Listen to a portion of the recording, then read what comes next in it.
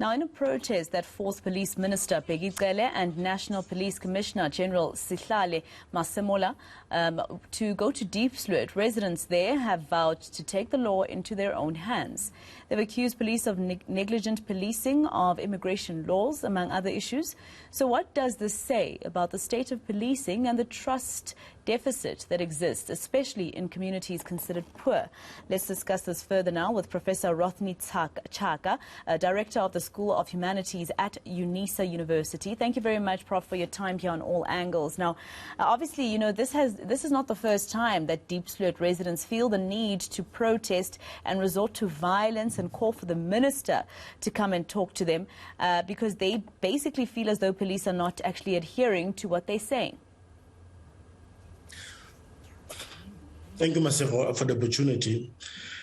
Indeed, I think what we're seeing in these communities is clearly a lack of trust that communities have for police leadership. But also it is as a result of the fact that not enough conversations are held with members of these communities.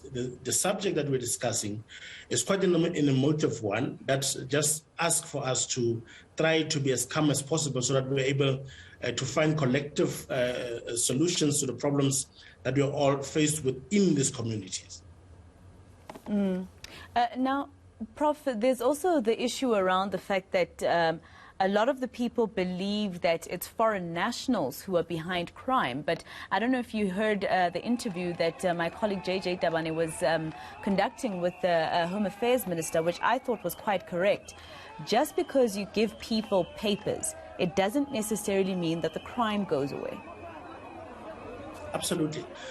Look, Masemola, I think it is important that we be a little bit careful when we want to you sort of just ascribe that to foreigners, because first and foremost, I think it's important that we are presented with the evidence and the research on that matter.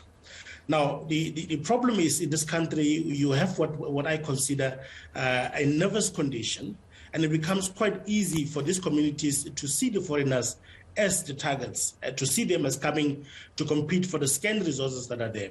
And if you take the approach and compare it to the past or in other countries, you have foreigners who, when they are seeking to become members of particular countries, they have camps. You know, you have the camps where they stay.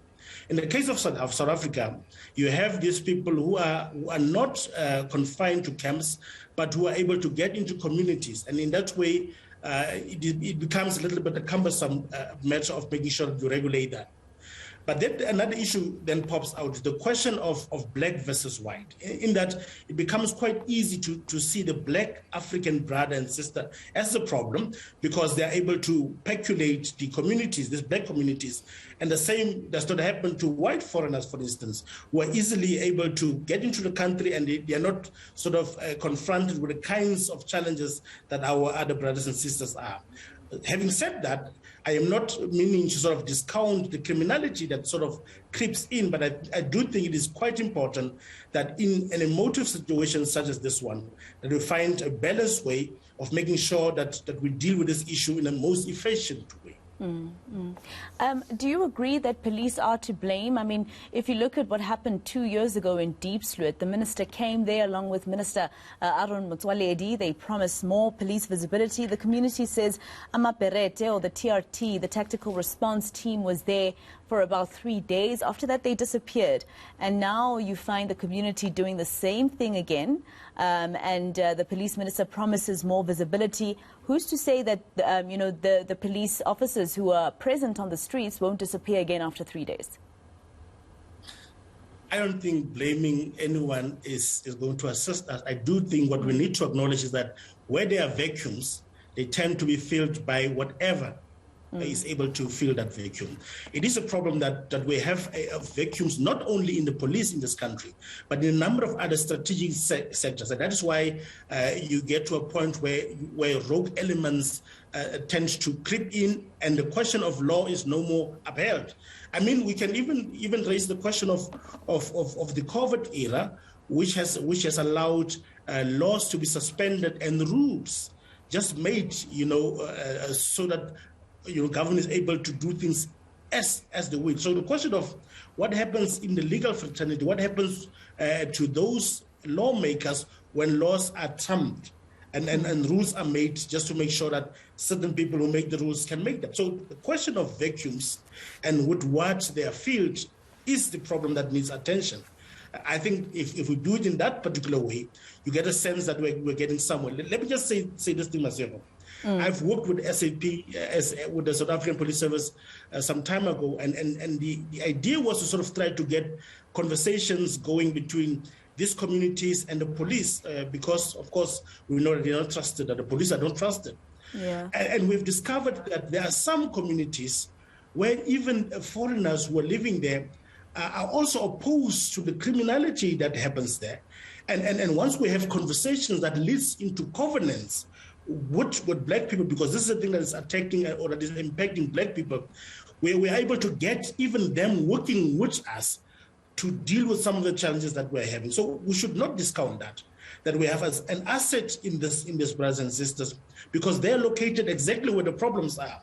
And what we need really, I think, would be conversation that is meaningful, that is meant to hold accountable those who need to be held accountable. Now let's talk about the type of policing that we see in different areas. You know, a lot of people would say that police are more unresponsive, or there's more police inaction in areas that are considered poor, townships, etc. I mean, I remember last week during one of his addresses, the president saying that there is almost triple the number of private security compared to how many police officers there are. So obviously in suburbs, they don't only rely on police. So shouldn't we then, give most of the police resources to these poor areas where communities cannot afford private security? Yes. That is the same argument that is made also in municipalities, for instance, where people are saying, we are paying services, but we're not getting the service. Why don't we organize ourselves into several committees so that we are able to render the service that these communities need? So there is that is a great possibility. But then the question is, why don't we deal with the structures and the systems that are meant to respond to these challenges? The question of the leadership and the lack thereof in the police in this country is a settling thing. And so it needs to be dealt with, because there's a number of taxpayers' monies that are channeled into that. So I'm just careful that we do not do away with our laws and have haphazard rules that are meant to deal with problems as they are happening, because then we're not dealing with the systemic problems of the challenges that we are faced with. So maybe we need to have a multi-pronged approach to this while we are working towards a long-term solution of dealing with the fact that there is no leadership or no credible or proper leadership in the police. What are we doing as communities? But also doing it in such a way that you do not single out those that are perceived to be easy targets, that you can easily vent your frustration at. I mean, we are Africans at the end of the day, and I think what we really need is to have conversations as Africans on these matters that tend to gang up on Africans. Now, this country also is not very kind to any suggestion that because it's a black problem, let's get black people together to deal with that, because we are this rainbow nation. But we do realize that these problems are perennial problems for black people, and we as black folk, where we are located, need to get together and find ways of dealing with these issues. All right. I just want to ask you one more question, just to pick your brain. You spoke about proper leadership in the police, and recently we got a new National Police Commissioner. We all know the drama or the news around how the former National Commissioner, Sehlahle, actually left that position. There was a lot of people who thought that he was politically affiliated to the former president, etc. Do you think politics also play a part in ensuring that we get better policing in our country?